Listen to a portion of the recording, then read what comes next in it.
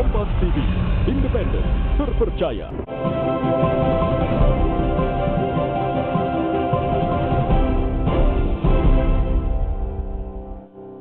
Saudara, ada sekelompok mahasiswa, anak muda yang kemudian menciptakan aplikasi yang dikhususkan untuk penyandang tunarungu. Nah, aplikasi apa yang dimaksud?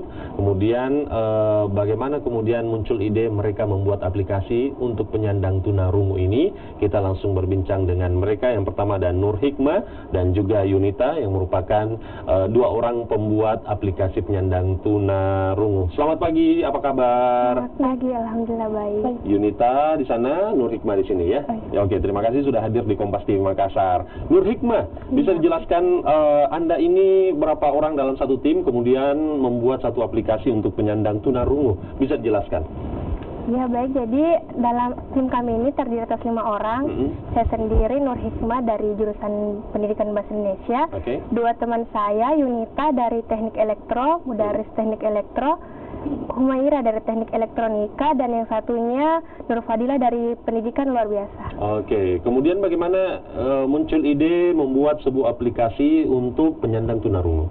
Nah, jadi masalah yang kita peroleh itu berawal dari observasi di lingkungan sekitar kita.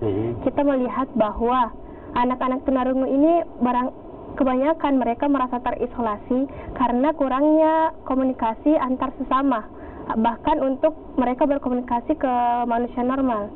Jadi berangkat dari hal tersebut, kami tergerak untuk membuat inovasi bagaimana agar mereka mudah dalam mempelajari bahasa isyarat. Jadi kalian mengamati di sekitar kita orang-orang yang menderita tunarungu ini memiliki kesulitan tersendiri begitu ya, berkomunikasi dengan sesama begitu ya. Kemudian muncullah aplikasi untuk penyandang tunarungu. Mungkin Yunita bisa jelaskan tentang aplikasi ini, aplikasi seperti apa sih yang dimaksud ini? Aplikasi tunarungu ini namanya Papilajara, kemudian berbasis Android. Papilajara. Oke. Dan berbasis Android sehingga di kalangan umum bisa digunakan dan lebih efisien. Oke. Lebih detailnya aplikasi ini membantu tunarungu dalam hal apa begitu? Dalam membantu kosakata sehari-hari termasuk bahasa isyarat. Oke. Kalau gitu langsung saja kita melihat aplikasinya. Boleh diperlihatkan ke pemirsa aplikasinya seperti apa? Ya, ini dia. Saat ini aplikasinya masih berbentuk aplikasi website atau aplikasi yang bisa di-download di Play Store dan lain-lain? Iya, jadi untuk sementara aplikasi ini hanya untuk kami dan tahap selanjutnya akan kami masukkan ke Play Store agar semua masyarakat bisa mengunduhnya. Artinya mungkin masih dipelajari dan dikembangkan untuk lebih sempurna lagi begitu ya. Oke, bisa dicontohkan cara penggunaannya, cara memakainya begitu. Nah, yang pertama ini tampilan home atau beranda. Di sini ada penjelasan singkat mengenai aplikasi ini. Kemudian di sini ada huruf, ada angka, kosakata sehari-hari. Nah, dalam kamus bahasa isyarat ini terdapat 4 versi. Yang pertama American Sign Language, yang kedua British Sign Language, yang ketiga Indonesian Sign Language CB, dan yang keempat adalah Indonesian Sign Language Bisindo. Itu bisa dijelaskan masing-masing? Untuk yang pertama American Sign Language adalah versi bahasa isyarat dalam bahasa Amerika. Jadi ada 4 versi. Yang kedua British untuk bahasa Inggris. Yang ketiga CB atau yang biasa disebut dengan Sistem Isyarat Bahasa Indonesia. Dan yang terakhir Bisindo Bahasa Isyarat Indonesia. Untuk menciptakan aplikasi ini dan prakteknya secara benar itu kan tidak mudah begitu ya. Adakah observasi yang kalian lakukan untuk mempelajari bahasa-bahasa yang biasa dipakai dan digunakan oleh para penyandang tunarungu begitu? Ya, jadi berawal dari observasi tersebut, kita mengamati. Dan kita didampingi juga oleh juru bahasa isyarat. Karena juru bahasa isyaratnya. Karena awal observasi tentu kita tidak tahu, tidak susah untuk berkomunikasi. Jadi kami didampingi oleh JBI atau juru bahasa isyarat. Kami bertanya-tanya, kira-kira komunikasinya seperti apakah, dan itu yang kami catat, kami rangkum untuk kami masukkan ke dalam aplikasi ini.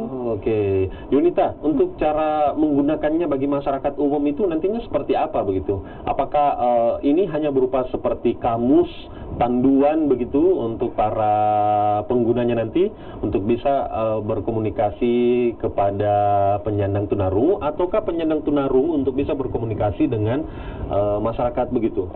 Sebenarnya aplikasi ini bisa digunakan keduanya. Keduanya ya? Oke. Jadi aplikasi ini juga bisa dijadikan pedoman, kemudian kita bisa mempraktekkan, dan bisa juga kita belajar bahasa isyarat agar kita bisa berkomunikasi dengan anak tunarungu tersebut.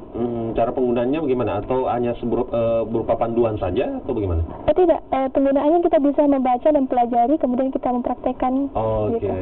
Jadi di sana terdapat pembelajaran begitu ya, apa saja untuk mengatakan seperti ini, begini panduannya begitu. Mungkin bisa dicontohkan begitu. Apa panduan apa saja mungkin yang bisa yang ada di sana yang bisa dipelajari oleh masyarakat begitu? Bisa. Yang pertama itu kan CD. CD adalah salah satu bahasa isyarat yang sering digunakan di Indonesia. Jadi bahasa isyarat CD kita bisa menggunakan seperti ini. Contohnya adalah A. Oke. Contohnya A ya. A. Dalam bahasa isyarat CD adalah A. Kemudian di masyarakat umum ataupun anak tunanetra, anak tunarungu sendiri bisa menggunakannya. Dengan anak tunarungu, dia hanya bisa dia mengandalkan visual atau penglihatannya untuk belajar. Kalau di antara kalian ini apakah sudah ada yang menguasai teknik berbahasa isyarat dengan para penyandang tunarungu?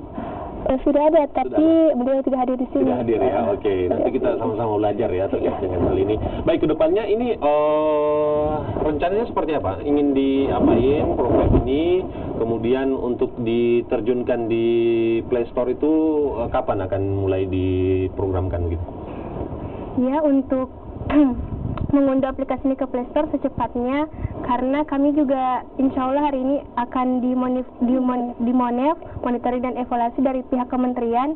Jadi setelah dimonef, insya Allah kami secepatnya akan mengunduhnya ke Play Store. Oke, jadi teman-teman ini merupakan mahasiswa yang mengikuti program kreativitas mahasiswa ya, dan kalian mengusung program ini ya. Oke, berharap mudah-mudahan program yang kalian usung ini nanti mendapat penilaian positif begitu ya dari pihak kementerian, dan secepatnya mungkin kita tunggu bisa diterjunkan di Play Store dan digunakan oleh siapapun masyarakat umum begitu ya. Terima kasih teman-teman dari mahasiswa, semuanya dari mahasiswa Universitas Negeri Makassar ya. Oke, sukses untuk programnya dan mudah-mudahan bisa berjalan dengan lancar proses monitoring dan evaluasinya ya. Baik, terima kasih sudah hadir di Kompas TV Makassar. Tadi mengakhiri kebersamaan kita di Sapa Sulsel untuk edisi hari ini, saudara. Saya Hendra Bakti mengucapkan terima kasih Anda telah bersama kami. Selamat pagi dan sampai jumpa.